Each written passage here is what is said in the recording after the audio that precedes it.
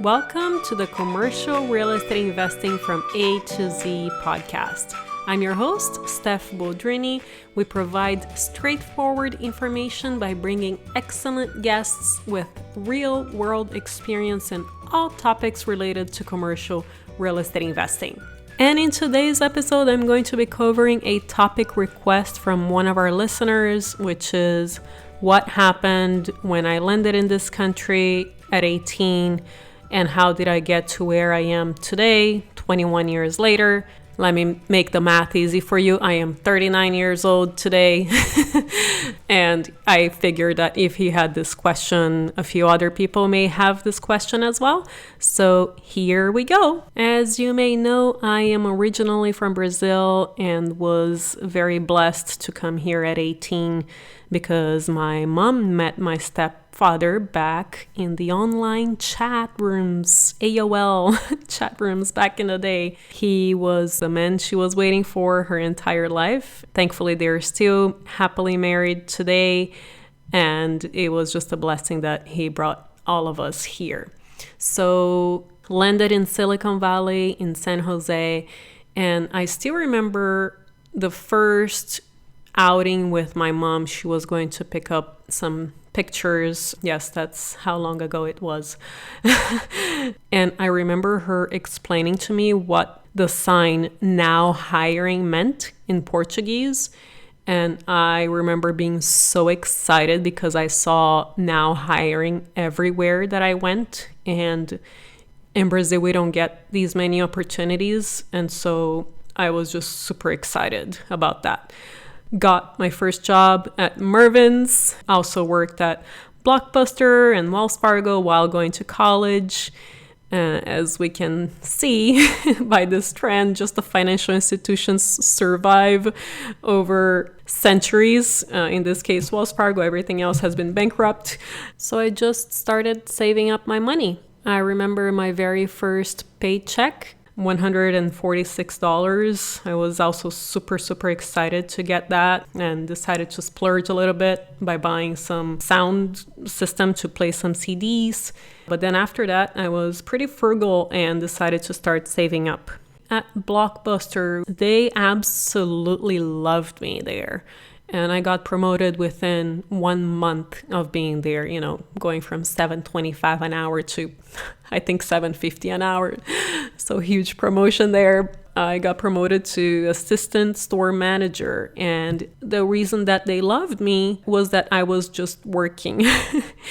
I remember a couple of my coworkers, they would sometimes just sit on the sidelines and not actually work. But in my mind, I was getting paid to work, so I was there to work. And it was just really interesting to observe that in my mind I am there to work while these other people were just sitting around and not doing their best. So I think it's really important to take any and every job very seriously because that's going to build your character and who you are. And not only that, it's a small world. I don't care if you work at a tire shop. If you are a great employee, word will get out. You're going to get recruited by others and you're going to have the ability to eventually open your own tire or whatever business. In this country, anyone can do, be, and have anything that they want. I really believe that. And by then, I learned that people could make good money by doing loans. I got my real estate license, joined a mortgage company. Yes, and I was part of the cause of the entire debacle in 2008 because I was selling those reverse mortgages. And I remember being in complete shock that they were doing stated incomes, stated asset loans, and no income, no asset loans back in the day, meaning people did not have to provide any proof that they had any income or assets in any way, shape, or form. And they were giving these loans also to people with pretty low credit score.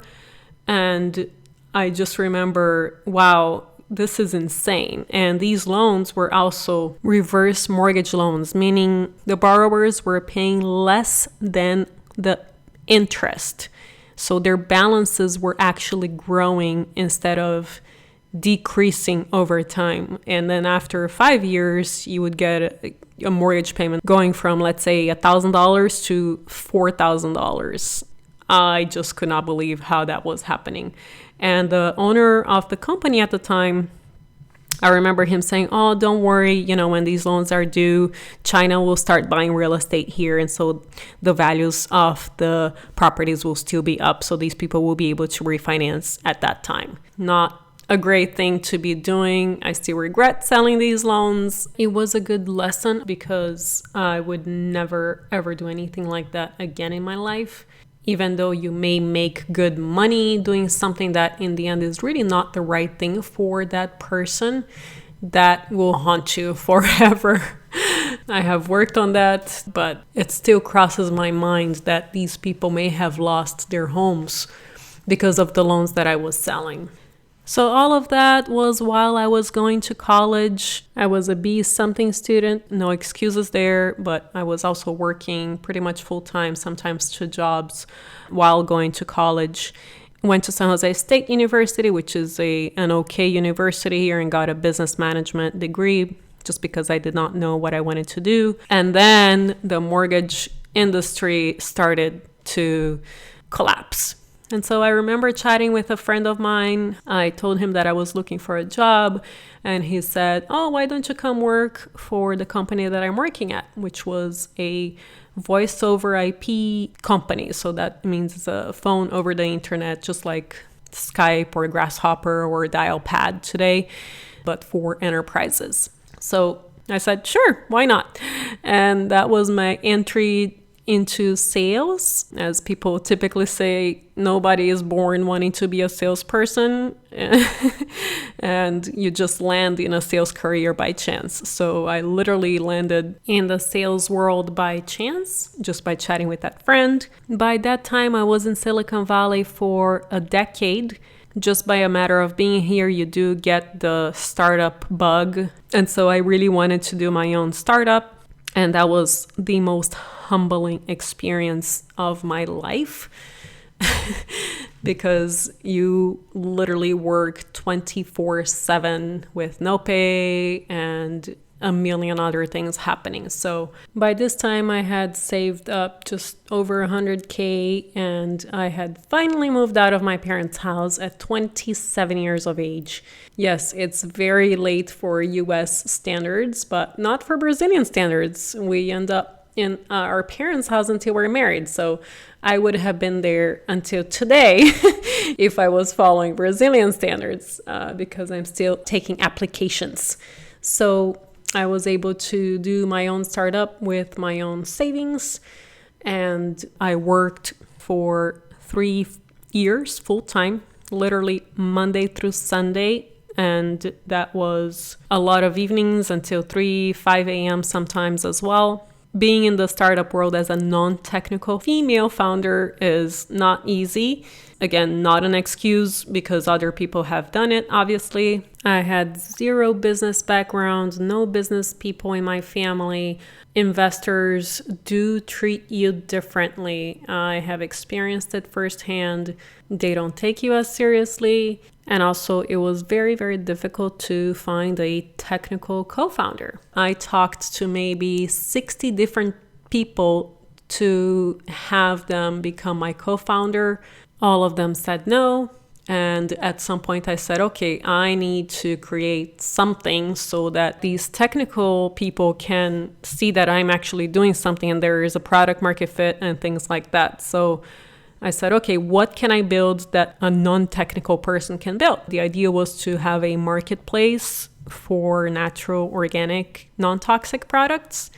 And so I decided to start doing some videos on YouTube explaining each product, and started doing some PR outreach, and a few websites picked up on the story. And then I finally pitched at a co-founder matching event. And then I met my co-founder and convinced him to join me. He was literally the 60th person that I had spoken with. As a non-technical person, you really, if you want to get into the startup world, you really need to get something going. And today, which is a decade later, there's so much more that you can do on your own. And then there are also so many unicorn companies that are still with a solo founder. Unicorn company is a company worth $1 billion or more. So there are a lot more resources today.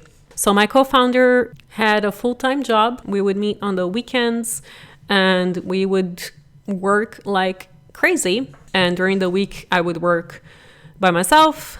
I went to an incubator, which really helped. And that was probably at the end of year 2 of the startup journey. And that really helped a lot. And so the first thing that the incubator told us to do was to do market research and actually go out and ask people if this would be interesting to them. And I had no idea that I had to do that. And so I started doing research and asking random people if they cared about green products. So green products was the original idea. And eventually we learned that people care about their health first. And the product being green was just an added benefit. So that was the number one lesson that I learned in hindsight. Do your market research, talk to people, follow up with people until you really find the product market fit. The second mistake we made was to open up the website to every single category under the sun. And what we should have done was to be just like Amazon was when they launched. They were only doing books. And the reason you want to do that is so people can remember your website for that one thing that you do really, really well. If Amazon had opened up to every category under the sun, we would probably never be going to Amazon in the beginning because we wouldn't be thinking, oh, I can buy a scissor at Amazon. Oh, I can buy clothing there. Oh, I can buy skincare products. So that was lesson number 2. We should have focused only on skincare products. That was our best-selling category.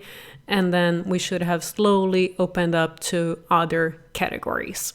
And the third biggest lesson with that experience was that we were charging very little per transaction. So our average purchase on the website was about $30 for each purchase. And we would only charge 7% of the transaction fee as a service fee for these sellers. So that was an average of $2.1 per transaction. So in order for us to pay for one engineer, a low salary back then of, let's say, $150K, we would have to have 71,400 sales just to pay for one engineer. So that was really hard to scale. And so after 3 years working full time and learning all of these lessons, it did not work out. We were not able to raise funds. I just decided to go find a job. And I also want to share what goes through your mindset during these startup years. From far, we all think that Airbnb and Facebook and all these huge companies are an overnight success, but it's really not. Very few startups make it. Very few startups make it to the news. Very few startups actually raise a ton of money, and very few startups survive over time. It's not just, the front page success story that we all read and get super excited about. There's a lot of work and a lot of intricacies on every single step of the journey. So I remember vividly my lifestyle went to having one workout per week, and I remember going out to dinner with my family, and that night I had a little argument with my co-founder, and I just remember I broke down at the restaurant. I just started crying. I couldn't eat. I was like, this is hard. Why am I doing this? So not only that, but you also get a lot of people to start pay attention to what you are doing, and they start copying you. I remember some guys that decided to launch the same exact thing that we launched, and they started doing videos like I was doing, and it was so obvious that they were copying us and they were not as passionate as I was about the product. They somehow ended up actually raising, I think, $2.5 million at that time. And then we had another competitor that raised a ton of money. This is another lesson that I learned, that you cannot think about your competition. You have to be 100% heads down into your product and your customers, because things will happen to these people. For example, the company that raised $2.5 million, they ended up folding. And the other company that raised a lot more money, the founder ended up committing suicide because, and we didn't know any of this at the time, he had committed to purchasing so many products that he couldn't sell. And because he had raised so much money, he was hanging out with these super successful founders. And so he was trying to be at that level. And then he was caught in this situation that he couldn't sell the products that he had purchased. And at the same time, he was not up to par with the people that he was hanging out with. And so things happen with your competitors, even though they might be raising so much money and you're not, and you're really doing something out of your passion and something that you really, really love. Keep doing that. Don't worry about them. Just focus on you and your product and your customers. So despite the fact that I went through all of this and the sleepless nights and not getting paid and using up my savings and working 24/7 and dealing with all of this, I still would not have traded this experience for anything. It made me a better person. It made me a lot more humble. It made me understand that everybody has a boss, even the CEO. The CEO's boss is the venture capitalist. The venture capitalist's bosses are their investors, and their investors' bosses are likely their wives, asking, "Where is the money, honey?" So it gives you a much better understanding for all of the levels that you wouldn't have if you were just working a regular job. And your only worry would be, oh, my boss is a pain. Well, he is a pain because his boss is on his neck, and that boss is on their neck because the CEO is on their neck, and so on and so forth. So you have a complete picture of how organizations work, of how marketing, PR, sales, and metrics are important, and all of that. And it makes you really also not worry about the little things, because after going through this, crawling through broken glass on your knees is going to be nothing. Oh, and this reminds me of a very, very good lesson that during the incubator, the leader gave us. This guy had done multiple startups, and so we were all a bunch of young founders, young startup founders that were going through this program, and we were supposed to do some homework every single week for us to get to the next level. So one of the weeks we all met there, and some people did not do their homework. And so the guy leading the incubator, he said, okay, we're going to kick the people out who have not done their homework. And then everybody was upset. We said, of course not, you should not kick them out. And then he said, okay, no problem. So since you don't want to kick them out because they haven't done their job, I'm going to write everybody's names and I'm going to put it on a hat. And then I'm going to have a couple of people pick 2 people that are going to be kicked out of all of you guys, including the ones that have done their homework. He did that because we were all sticking together. And so we ended up picking 2 names, and he said, okay, you guys are out. And I was not happy with the leader. And at the end of that evening, we would always go out and get drinks at this dive bar, and I was giving him the death stare. He looked at me and he said, you know why I did it that way, Stephanie? I said, no. And he said, I made you guys pick out the name out of the hat because when you're a founder, you're going to have to make hard decisions. And if you don't make those hard decisions, somebody else is going to make it for you and you're not going to like it. I'm taking this extra minute to share this story because it was an awesome lesson. At the end of the day, he ended up letting these people come back, but it was a phenomenal lesson. That guy he is very incredibly smart. So the next job that I got was the easiest thing in the world because I had my nights, weekends, and I was getting paid. Wow, this is like a vacation. Getting that next job, it wasn't easy. By that time, I was almost 30 years old, and all of my friends had been growing in their careers, and here I was starting things again.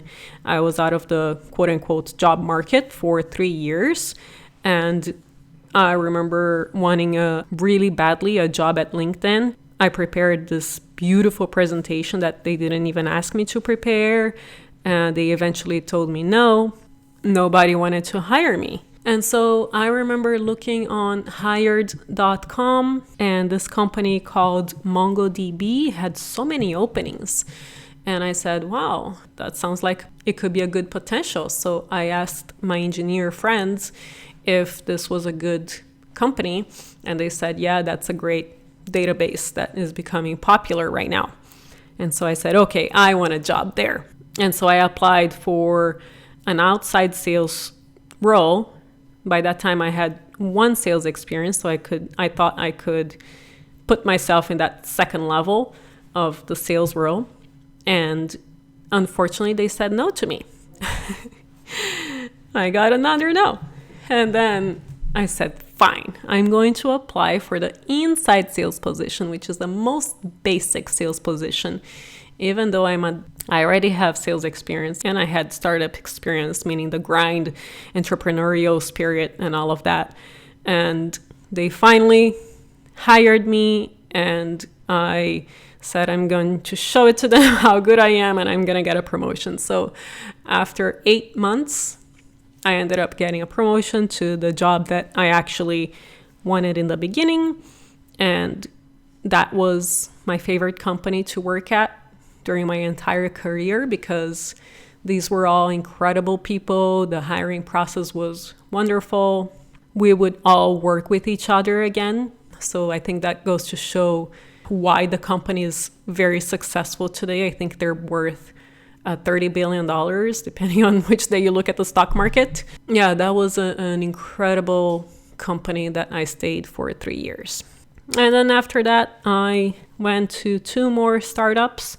And thankfully, I was always the top 1, 2, or 3 salesperson, always making quota and exceeding it. It all came back to work ethic and listening and following up and being persistent. Some of the things that I was selling were not easy to sell, especially at MongoDB. They had a free product and we were selling support to engineers who could all personally fix a problem when they had one. So they didn't need support. It was like selling ice to Eskimos. But again, persistency, making sure you ask the right questions and really make sure that they will actually be needing something like this in the future. And I was growing my career. I became a director of sales, and there were people approaching me for a VP of sales position, etc. But I always had this entrepreneurial bug inside of me, and I always wanted to do my own thing. And so by that time, I was also dating the person who taught me everything about real estate investing. When I realized that I wanted to learn real estate investing, I started asking him all kinds of questions and taking notes. And he really gave me a lot of really good advice, information. We tried to buy a few properties together. We didn't just because the numbers didn't make sense, but we went through the process, and it was a very, very, very good foundation. And that is why I think that people that don't have access to a mentor can start as a commercial broker and not only learn everything there is to learn about the business, but you're also going to be coming across deals firsthand. So I took about 30 pages of notes. I read all of his retail leases. I asked questions in every single thing that I did not understand on these leases. And then that relationship didn't work out. And I said, oh Lord, what now? Who is going to guide me? And so I decided to go to the Real Estate Guys Summit at Sea. It's going to be 3 years ago. And that is where I met 200 and something amazing people. I was waking up at 6 or 7 a.m. and would sleep when most people went to sleep. I exchanged contact information with almost everybody in the cruise that participated there. And I have made friends that I still talk to on a regular basis today. I can reach out to these people whenever I need to. A few of them already offered to partner up when I have some deals. And so that was definitely a very wise investment that I also always recommend people attending. So I had quit my job right before we broke up, and he actually advised me not to quit until I actually am making about the same amount of money as I was making in sales, which in hindsight, I should have listened to his advice, but sometimes we just have to follow our own journey and try our own things. So that was a poor decision of mine. It took me 2 years to find the right property, and that was about 1.5 years after I started this podcast. And finally found a few properties, and that didn't go smoothly, like you guys all know. The lenders said no to me, got denied, I think probably 3 or 4 times. And then the last time that I was denied, I had no other choice but to say, hey, let's talk with the lender, because we had to close in a few days. So had a conversation with the lender, overcame his objections, and the rest is history. You guys know all of my investments so far, except for a couple of most recent ones that I haven't shared yet. But this has been the last 20 years in 27 minutes, so just over a minute per year. I'm actually tired of listening to this. I think I need a vacation. I worked too hard over the last 20 years. But in hindsight, we all have our journeys, and no journey is without its hurdles. We have to be persistent. We have to find a third door. Apparently, there is an actual book that is very good out there that is called The Third Door. So all of us entrepreneurs have to find that third door. That's just part of the journey. And that is why I decided to share this journey of the last 2 decades with you guys, because the only thing that was handed to me was landing in this amazing country, which I'm very grateful and blessed and thankful every single day of my life to be here. My mommy didn't have money. She gave me a few $100s here and there, but everything else, has been working. And now I'm going to start syndicating some deals because I proved that the returns on my investments right now have been phenomenal. And so that is the next step for me. And this is where we are. So thank you very much for asking me to do this episode. I hope this was helpful to all of you wherever you are in your journey. I'm sure a lot of you guys are way further ahead than me, and some others are just getting started. But the thing is that we all are in our own paths, and it's really important not to be envious of anybody else. You really don't know what is going on in other people's lives. Enjoy the journey. I know this is cliche, but it is really, really true. I know a lot of very successful people that have more money than they could ever use, and a lot of them are not happy. So I hope this was great for you guys. Make sure to subscribe to our newsletter at my website, montecarlorei.com, and I will see you next time.